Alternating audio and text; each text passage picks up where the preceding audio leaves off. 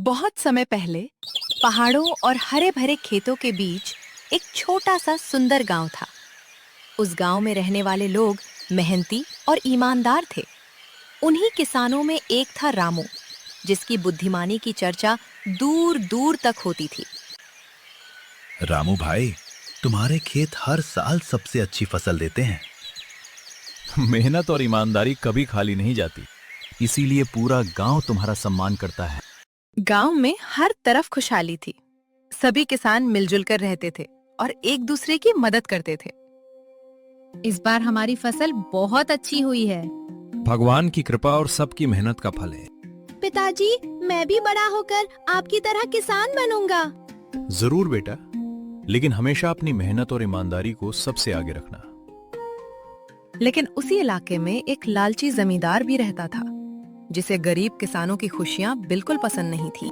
सुनो गांव वालों, आज से लगान 2 गुना होगा। मालिक, हम इतना लगान कैसे देंगे? अगर 3 दिनों में लगान नहीं दिया तो सारी जमीन मेरी होगी। जमींदार की बात सुनकर पूरे गांव में डर फैल गया। किसी को समझ नहीं आ रहा था कि अब क्या होगा। अब हम बर्बाद हो जाएंगे। हमारे बच्चों का क्या होगा? अब हमारी आखिरी उम्मीद सिर्फ रामू है। रामू भाई, जमींदार ने लगान दोगुना कर दिया है। इतनी बड़ी रकम हम किसान कहां से लाएंगे? अगर 3 दिन में लगान नहीं दिया तो वो हमारी जमीन छीन लेगा। अब हमें कोई रास्ता निकालना होगा। घबराओ मत, मैं जमींदार से बात करूंगा और कोई ना कोई रास्ता जरूर निकालूंगा। अगली सुबह रामू ने देर नहीं की। गांव वालों की जमीन बचाने के लिए वो सीधे जमींदार की हवेली पहुंच गया। उसे पता था कि जमींदार से सामना करना आसान नहीं होगा, लेकिन रामू अपने फैसले से पीछे हटने वाला नहीं था। रुको, कहाँ जा रहे हो? मुझे जमींदार से मिलना है। जमींदार से? और तुम? मैं उसी गांव का किसान हूं जिसकी जमीन छीनने की धमकी दी गई है। सिपाही रामू को जमींदार के पास ले गया। जमींदार पहले से ही उसका इंतजार कर रहा था और उसे उम्मीद थी कि रामू भी बाकी किसानों की तरह उसके सामने डरकर झुक जाएगा। तो तुम हो रामू? सुना है तुम्हें अपनी बुद्धि पर बहुत घमंड है। मुझे अपनी बुद्धि पर घमंड नहीं है, लेकिन अपने गांव वालों के साथ अन्याय होते हुए मैं चुप नहीं रह सकता। तो तुम अपने गांव की जमीन बचाने आए हो? हाँ, जो शर्त रखनी है मेरे सामने रखिए। ठीक है रामू, अगर तुम इतने समझदार हो तो मेरी पहली चुनौती पूरी करके दिखाओ। बताइए, चुनौती क्या है? मुझे ऐसी रस्सी बनाकर दिखाओ जिसे तुमने छुआ भी ना हो, लेकिन वो पूरी तरह राख की बनी हो और रस्सी का आकार भी बना रहे। ये तो कोई नहीं कर सकता। अगर 3 दिन में ये नहीं कर पाए तो अपने गांव की जमीन भूल जाना। मुझे आपकी चुनौती मंजूर है। रामू जानता था कि रस्सी को बिना छुए राख बनाना आसान नहीं था, लेकिन उसकी बुद्धि ने एक ऐसा रास्ता खोज लिया जिसकी कल्पना जमींदार ने भी नहीं की थी। अगर रस्सी को पहले ही सही आकार में रख दिया जाए और फिर उसे धीरे धीरे जलाया जाए तो राख उसी आकार में रह सकती है। क्या हुआ? जमींदार ने क्या कहा? उसने एक चुनौती दी है, लेकिन मुझे भरोसा है कि हम उसे उसकी ही चाल में जवाब देंगे। आप क्या करने वाले हैं? एक घास की रस्सी बनाऊंगा, फिर उसे बिना हाथ लगाए राख में बदल दूंगा।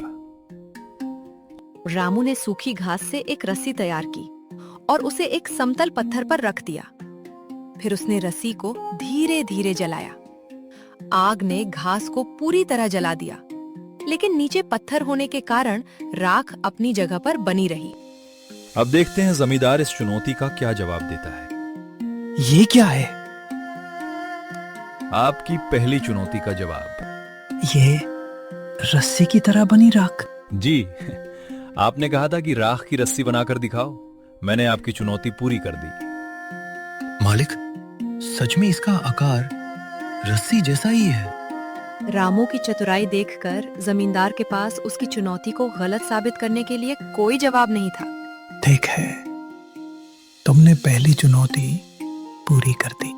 अब गांव वालों की जमीन के बारे में आपकी क्या शर्त है? इतनी जल्दी खुश मत हो रामू, अभी तुम्हारी परीक्षा खत्म नहीं हुई है। पहली चुनौती में हारने के बाद जमींदार अंदर ही अंदर बहुत परेशान था, लेकिन उसने हार मानने के बजाय रामू के सामने एक और कठिन पहेली रख दी। तुम्हें एक छोटे मुंह वाले घड़े में मेरी बुद्धि भरकर लानी होगी। मालिक, ये तो बिल्कुल असंभव है। यही तो देखना है कि रामू इसे कैसे करता है। ठीक है, मैं आपकी दूसरी चुनौती भी स्वीकार करता हूँ। रामू हवेली से बाहर तो आ गया, लेकिन इस बार चुनौती सच में कठिन थी।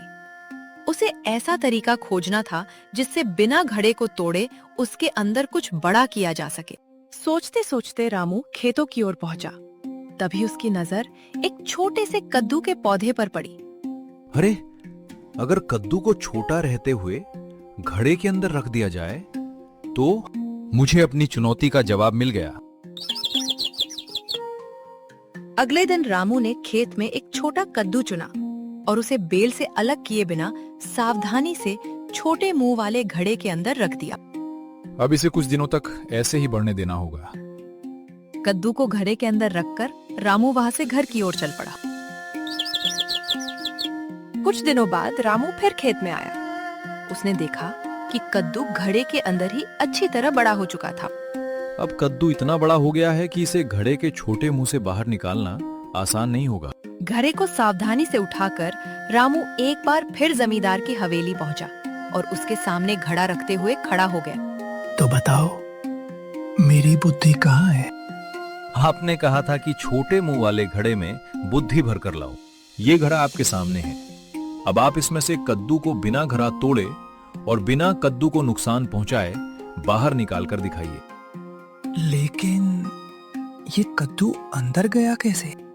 जब कद्दू छोटा था तब उसे अंदर रखा गया था। समय के साथ वो घड़े के अंदर ही बड़ा हो गया। रामू की दूसरी तरकीब ने जमींदार को भी सोचने पर मजबूर कर दिया। उसकी दूसरी चुनौती भी रामू की बुद्धि के सामने हार चुकी थी। तुमने मेरी दूसरी चुनौती भी पूरी कर दी। मैंने सिर्फ आपकी चुनौती का हल निकाला है। अब गांव वालों को उनका हक मिलना चाहिए। लेकिन अपनी लगातार 2 हार से जमींदार के अंदर का गुस्सा अब सीमा पार कर चुका था। उसे अब चुनौती से नहीं बल्कि रामू से छुटकारा पाने की चिंता सताने लगी थी। बहुत हो गया, तुम अपनी चालाकी पर बहुत घमंड करने लगे हो। मैं किसी को नीचा दिखाने नहीं आया, मैं सिर्फ अपने गांव वालों का हक लेने आया हूं। चुप रहो, अब तुम्हें कोई चुनौती नहीं दी जाएगी। तो फिर गांव वालों की जमीन वापस करने का वादा कीजिए। रामू, अगर अपनी और गांव वालों की जमीन बचाना चाहते हो तो मेरी बात मान लो और यहां से चले जाओ। मैं अकेले अपनी जान बचाने के लिए पूरे गांव वालों का हक नहीं छोड़ सकता। सिपाही, इसे पकड़ लो और तहखाने में बंद कर दो। सिपाहियों ने रामू को हवेली के पुराने तहखाने में बंद कर दिया। चारों तरफ अंधेरा था, लेकिन रामू ने अपना धैर्य नहीं खोया। भाई, क्या तुम्हें सच में लगता है कि जमींदार जो कर रहा है वो सही है? मैं तो सिर्फ अपने मालिक का आदेश मानता हूँ। लेकिन सोचो, अगर आज तुम किसी निर्दोष का साथ छोड़ दोगे तो कल तुम्हारे साथ भी अन्याय हो सकता है। तुम कहना क्या चाहते हो? मैं तुम्हारा दुश्मन नहीं हूं। मैं बस अपने गांव वालों की जमीन और उनका हक बचाना चाहता हूं। तुम भी जानते हो कि मैंने जमींदार की दोनों चुनौतियां ईमानदारी से पूरी की हैं। रामू की बातों का सिपाही के मन पर गहरा असर हुआ। पहली बार उसे एहसास हुआ कि वो किसका साथ दे रहा है।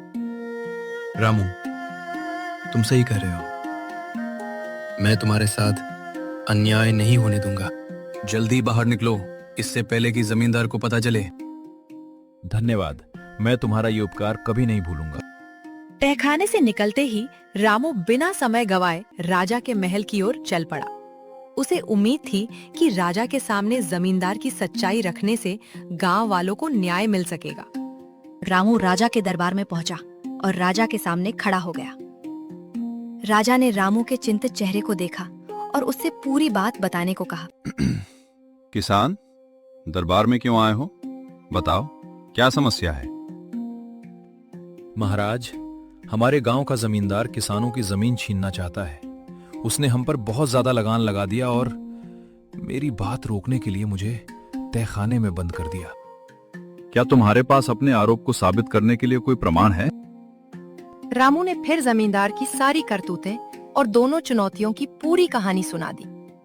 दोनों चुनौतियों में हारने के बाद जमींदार ने गांव की जमीन लौटाने के बजाय मुझे बंद कर दिया। अगर तुम्हारी बात सच है तो जमींदार ने बहुत बड़ा अन्याय किया है। रामू की पूरी बात सुनने के बाद राजा ने तुरंत जमींदार को दरबार में बुलाया। महाराज, आपने मुझे अचानक दरबार में क्यों बुलाया?